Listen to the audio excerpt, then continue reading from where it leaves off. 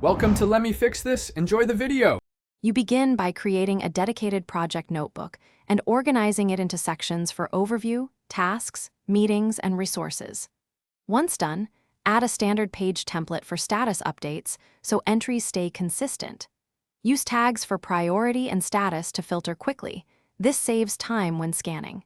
Make sure to sync immediately after creating the notebook to enable access on other devices. This initial structure prevents chaos and gives you a predictable place to capture all deliverables and decisions.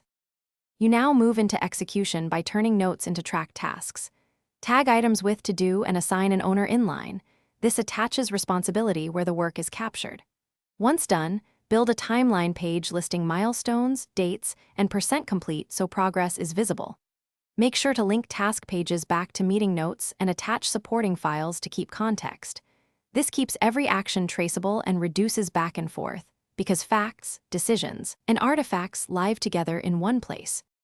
To finish, create a project close page capturing outcomes, lessons learned, and links to archived resources so the team can reference results later.